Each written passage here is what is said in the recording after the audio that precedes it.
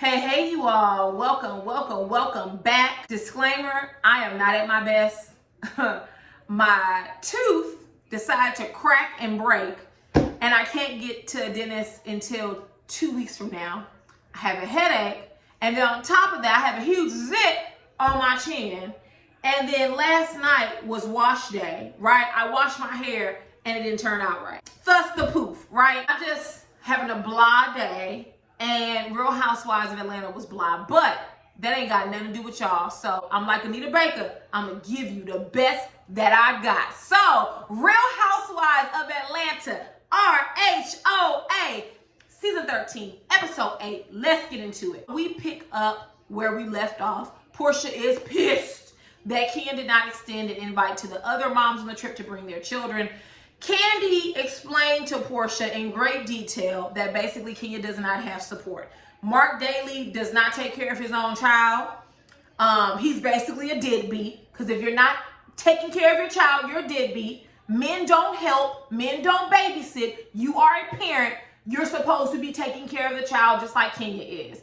So Kenya does not have full-time care. She doesn't have anyone she trusts to leave her child with them long term. Not sure where Auntie Cisco is at, or her cousin. She seemed real close to them. I wonder why she can't leave the baby with them. Either way, Kenya does not have long-term help because Mark is a deadbeat daddy. Period. No excuses. I don't care that he's in New York. Why is he in New York when his family's in Atlanta? Makes no damn sense. I'm glad that Candy explained it to Portia's bird brain, because no, everyone does not have a village. Everyone cannot run to their mommy's house when they get a divorce and stay there, save for a home, and then move out, and then just pass her baby off for her mother every time and anytime she goes out of town. So thank you, Candy, for explaining that. Moving on. We get to the scene where Kenya and Toya have planned for a murder mystery. You all, I'm not going to spend long on this scene because I found it all in poor taste. A black woman running in screaming she's been shot by somebody that was white. The white detectives run in with fake guns pointed in the air. I don't mean to get too deep, but maybe it's the mood I'm in. Like, literally, Tamir Rice was murdered because he was playing with a toy gun. Right? And I'm glad that Kenya acknowledged in her one-on-one that white men running into a room with guns full of black women is not a good look. I wish they would have chosen different actors. They could have had their badges up. They could have had flashlights. It's so many other things they could have chosen. For them to have fake guns, especially in the climate we're in, it just was not a good look. And then when the investigators get in there, they wave your hands in the air, waving like you just don't care. You all, I do not like this performative vernacular that white people do when they get around black people. I feel like, and I don't know if I'm articulating myself right, they choose to speak our language to appear, you know, hip and cool and yeah, you know, all that type of fool wangery. And I don't like it. I didn't like it for this scene. Maybe I'm just, you know, my feathers are ruffled in general, but I didn't care for it. It was boring. The only two people who was into it was Tanya and Candy, because Candy's competitive and Tanya wanted a better room. Those are the only two people. Everybody else was drunk and running around, dancing and clowning, and I don't blame them. I don't want to solve no damn murder mystery after being on the road for 4 to 8 hours, Kenya. I don't. You are a terrible hostess, Kenya. Never again do you need to host a trip, girl. It was so boring that Kenya decided to solve her own murder mystery that she already knew about and ushered them out. Bravo to you. I'm glad you did it, because honestly, that wasn't never going to get resolved. It was boring. Drew called it ghetto. It wasn't ghetto, but it was a bootleg. Moving on. After the actors leave from the murder mystery, they all stand around talking. Fallon had bopped in sometime during the scene, you all. I don't understand why we have 4 cast member Bs on this season of Atlanta. That should tell you how terrible this season is and why they should have left it on the cutting room floor. I said I wasn't going to say that again. I lied. Fallon, Tanya, Marlo, and the Toya. All 4 of them, cast member B. I don't understand why we need that many. If the regular cast was bringing it, we wouldn't have a need for them. And honestly, Fallon ain't bringing it. Tanya's not bringing it. Toya is doing her damnedest to bring it. And Marlo is just Marlo. We don't need that many cast member beats. If we do, that means you need to leave this season on the cutting room floor. All right? All right. Fallon explains that she's not staying in the villa with them because her husband and her have their own villa. Listen, you all. Her husband's an older man. When you see an old ass man marry a younger woman, one is for ego. Two is for, you know, the vanity reasons that we all know. But three, part of it is control. If they went and married a woman that was their caliber or on their level financially, they wouldn't be able to boss and control and tell her what to do. So they go and get someone who is younger, does not have the financial means they have, and they can control them. That man went with her because he wanted to keep an eye out on her at all times. Period. Fallon can lie and say that's because he's her best friend. No, boo. Your husband is not your best friend. He's your husband. Yeah, okay. Like, Miss Contrary, he's one of my best friends. I always say that. Like, I'm like, yeah, my husband is one of my best friends. I have friends who are my best friends.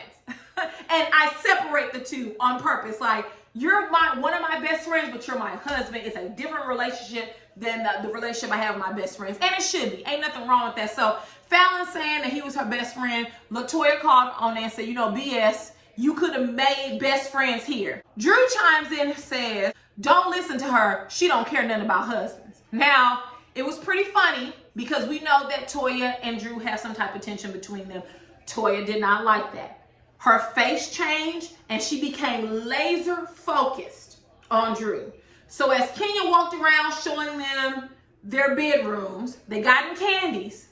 Toya jumped in, grabbed Drew, and said, hey, you want to talk about husbands? How about we talk about your struggling husband? Which, fair game. You attack Toya, Toya attacked back. You all don't like each other. It's similar to the Marlo-Kenya relationship. We're going to have this back and forth. Drew gets mad, and Drew was like, don't touch me, don't touch me. The last chick that touched me, her head got rammed in the gate. Skirt. Drew is lying. And we know this for two reasons, and two reasons alone. One, Drew can't even check her own husband at home. Okay? The man running around here dipping and champagne sipping with other women while he's just gone for 3 days because he needs to clear his head. You can't even check that man, let alone ram a girl's head against a gate. Second reason why we know Drew is lying is because she couldn't even get it out her mouth. She literally stammered, stuttered, and tripped her way through that sentence because it did not happen. She made that up in her head. I'm not saying Drew can't fight. I don't know that to be true or untrue. What I can say is that she ain't ramming nobody's head against a gate. We see the ladies all call Toya out and told her she was wrong. 100% correct. Bravo to the cast of Real Housewives of Atlanta for having enough sense to say right is right, wrong is wrong. Toya, you shouldn't have touched her. They were absolutely correct. They did a good job at de-escalating the situation because that situation could have gone far left. And I'm glad it did not. I'm glad Drew walked away. Toya, where you messed up is that you kept trying to follow her. Don't do that. I know Toya was drunk, so, you know, we get it. But I'm glad that Marlo and everyone else, Kenya, called her out on her BS. Cynthia told her she was wrong. She apologized. And when she asked Drew, can I touch you now? And Drew said, no, you can't touch me ever. Toya, take that as a no. She does not want you touching her. So do not put your hands on her. I don't think that Toya did it in a malicious way. I think she was doing it to get her attention, like, come here, girl, let me tell you something. But you know, with the wrong person, Toya, that could have went far left. Okay? We've seen that in another franchise. Moving on. Listen, you all, I don't like this whole discussion about the aunties versus the nieces. It's very much so rooted in ageism. Because from my understanding, all of the women are 30 plus. Now, I'm unsure about Fallon and Shamia. They might be in their late 20s, but I'm going to tell y'all something. Shamia don't look like she in her 20s. She look a good 30-something years old. Ain't nothing wrong with it. But a lot of y'all acting like y'all spring chickens and you not. So chill with that auntie versus nieces talk. Because honestly, Kenya and Cynthia, two of the three you calling auntie, they look better than some of the damn nieces. Right? Like, when I'm 50, Kenya and Cynthia is what I want to look like. Right? I'm just calling a thing a thing. Moving on. How we get to day 2. Tanya annoyed me this entire episode. I think it's the way that she was edited as well, because it seemed like every time someone was talking, Tanya was talking in the background. Or person A and B would say something and Tanya would chime in. She was so super annoying this episode. I don't know if it's me because I'm not in the best mood, but she was so annoying this episode. My goodness. Day 2. The ladies, some of them get up and cook breakfast, which this is what I will say. Kenya was a terrible host, right? I don't mean to jump ahead, but Kenya was a terrible host. When I'm on vacation, in the words of my mama, Mama Contrary, I don't cook. I expect to be serviced. I want to rest. I want to be peaceful. I want to have fun. Part of that is me not cooking and cleaning no dishes. So me getting up and cooking breakfast, no ma'am, it should have been catered, period. Every meal they had should have been catered, period. Now, it looked like the ladies didn't mind getting up and cooking breakfast for themselves. So some of them did eat breakfast that morning. Kenya hired a chef. I think he's one of the best at roasting a pig. He came in to roast a full pig, and then they were going to have the sides catered later on. Then we get to the part where Marlo is saying that she was truly hurt by Kenya giving her the small room. You all, Marlo and Kenya don't like each other. Plain and simple. I don't know why she thinks that Kenya should have gave her a better room. The last episode or last episode before that, you accused the girl of having a fake behind, which I agree with you, Marlo.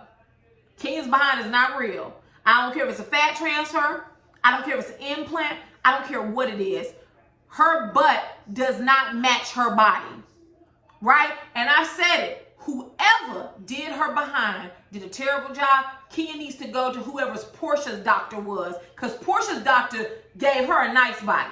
So I know they don't get along, but ask Portia for a recommendation, because that butt, it doesn't even move. It's just hard. It's like 2 bricks on the back of her hips. No, man. Marlo didn't lie, but don't act like you don't know why you and Kenya don't get along. I mean, you even said that you know something's wrong when someone's own mama don't like them. Now, back when I watched that, I hollered. But it is rude and it was wrong. So I don't know why Marlo pretends as if she don't know why Kenya don't like her. Y'all have a history of being mean to each other, period. We get to the middle of the day and all of the girls are bored. Kenya, from what I see for day 2, Kenya didn't have anything planned besides like a beach day. We're going to hang out in our swimsuits. We're going to drink. And the big event is going to be that night with the roasted pig and dinner. I'm sure these ladies were given an itinerary. And if they weren't, shame on Bravo, shame on Kenya. But I would have minded a day of rest after being on the road for 4 to 8 hours, right? I would have minded that. So I'm not sure why everyone, what they expected. I don't know what they wanted planned. I will say, Kenya, poor planning. You should have had some type of like lunch catered or something. And then Kenya decides to order food for herself and didn't ask anyone else if they wanted food. Here's the thing. I don't give a damn that Kenya was PMSing. You are the host of this trip. You need to make sure that everyone is eating and drinking. I do not want no goddamn bologna sandwich when I'm on vacation. I'm gonna tell y'all something. Some of my family members went to Vegas a few years ago. And I was asking, what places did you eat at? You know, what buffets did you go to? You know, and they said, well, no, we went to the store and bought cold cuts, lunch meat, and bread. And we just, you know, anytime we got hungry, we went up to a room and ate sandwiches. You all, I'm not doing that. When I go on vacation, I don't want a damn sandwich. I want food. I want hot food. I don't want a bologna sandwich. So when Kenya told them, oh, well, there's food in there, and Portia opened up the refrigerator and was like, oh, this all has to be cooked. Kenya, that was tacky as hell. You are not a good host at all. You could have said, hey, y'all, I'm ordering something from DoorDash. You want something? You didn't do that. And I'm not sure why you didn't do that. But if that's how you plan trips, Kenya, do us all a favor, don't plan them no goddamn more. Also, hear Tanya complaining in the background that she was hungry, she's been drinking, she hasn't eaten. For some reason, Tanya's voice was like, nails down a chalkboard for me this episode. Kenya takes half of her sandwich and some fries and gives it to Tanya, which I want y'all to hold that in your memory, because I'm going to discuss that when we get to the dinner part, right, which is right around the corner. We see LaToya come in. LaToya says that she's going to purchase, or that she has purchased, a wig for Drew. Listen, Drew, if you want to read LaToya, talk about them black ass eyebrows she got.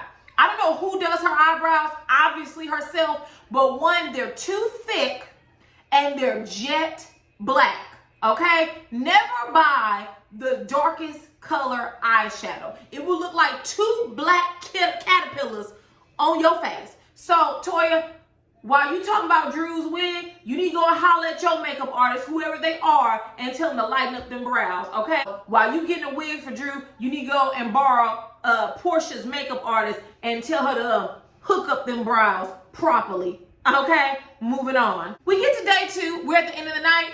The pig is ready. They have the sides being brought in. I see some mac and cheese. I think some string beans or something. It looked good. Now, I'm not a big pork eater.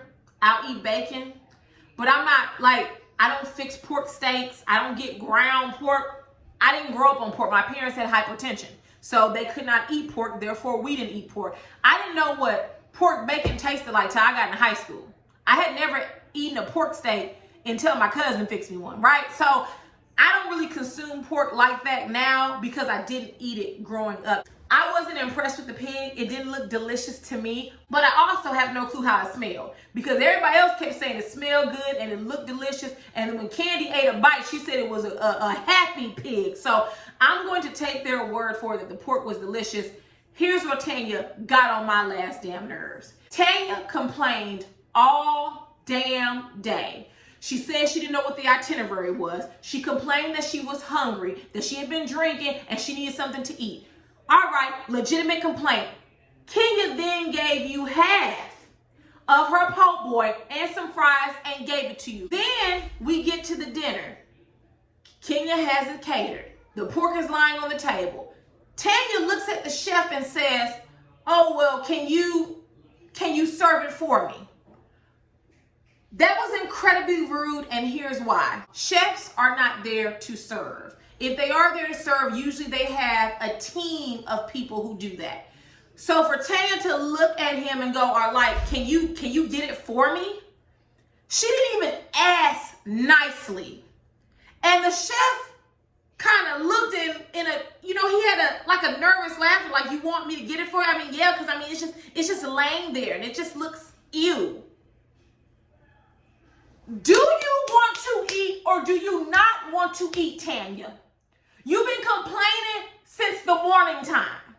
If you were that hungry and you're so rich, then get on your phone and order some DoorDash and eat. I mean, don't get me wrong, Kenya was a poor hostess, but at the end of the day, you all have a debit card, credit card, you all have accounts and everything like that. There's no reason why when Kenya order her food, okay, all right, I see how this is. I'm going to pick up my phone if I'm hungry and I'm going to order me some food. Period. So you complain all damn day. We get to the dinner, you're still complaining. I've been hungry all day. I've been hungry all day. I'm so glad it's ready because I was starving. You're not starving. Kenya gave you some of her po' boy. And furthermore, if you were that hungry, you're rich, order you some delivery. I'm so tired of Tanya this episode. All she did was complain. Then when the food was ready, you wanted to be served. Listen, you all, it was not that type of get down. I'm not even being funny. If I went to a wedding, like when I go to weddings, I don't do buffets, right? Do not invite me to your wedding if it's not an open bar and it's a buffet. And let me tell you why. I am your guest. I came dressed accordingly. I came with a gift. And you expect me to get up and stand in line and serve myself or someone pass me a plate. No, ma'am.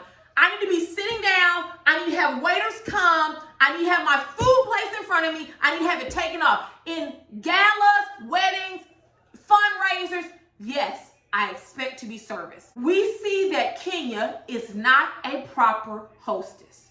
When you saw everyone else getting their plates and digging in, granted, I know it's the Rona, but Real Housewives of Atlanta don't give a damn about that. They decided to film during the pandemic, so here we are. You can serve yourself, Tanya.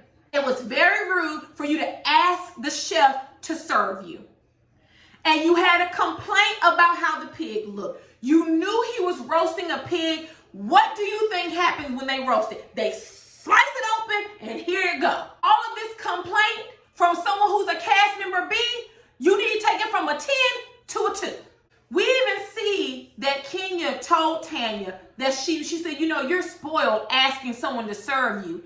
I'm not spoiled. No, you're right. You're not spoiled. You're rude. You're rude as hell, right? This is obviously some type of backyard hoedown. You adjust accordingly. Tanya, I'm so sick of you. She drove me crazy this episode. She complained about every single damn thing. You are a B cast member. Pack up your bags and go. I don't want to hear the complaints. You said you were hungry. The food was prepared. You rudely asked that man to serve you. And I'm going to tell you why that pissed me off. That's some stuff the Karens of the world would do. And I think that's why I got under my skin. Like, you ain't never grabbed a plate and some tongs and served yourself ever. I understand wanting to be serviced. I get it. But that was not the time. Y'all see Kenya was ill prepared. You see that she didn't have anything together. Why did you ask this black man? Are you gonna get it for me? I'm hungry. I'm starving. I've been hungry all day. Then go and order you something to eat like other adults do. Reach down into your purse, pull out your debit or credit card, and order you some DoorDash or Postmates or whatever delivers in that area. He's just laying there and it just kind of looks ugly. Well, then don't eat, Tanya. Don't eat. We get to the dinner and Toya apologizes to Drew for talking about her wig. And she basically tells her that she's going to buy her a wig that's properly plucked and everything. Toya is continuing on with the shade. Drew goes and get a picture of herself, autographs it, and gives it to Toya because she's her biggest fan. Look, y'all, it was cute shade, but I'm going to tell you what. That's probably the first time that Drew ever gave somebody her autograph because who asking for Drew Sidora's autograph? Not I, said the cat. We end out the episode with Marlo and Kenya. Marlo lets Kenya know that she was hurt that she received the blue bedroom, and she's basically trying to glean why Kenya and her don't get along. Kenya tells her, you talk crap about me every chance you get. Why should we be friends? Marlo gets up and pretends like she's walking away. You all, my sentiments exactly. I'll be glad when we get to the hot parts. We moving, but we not quite there, y'all. Drop down in the comments and tell me your thoughts about this episode. But that's all I got, so I will see you all later. Bye, guys.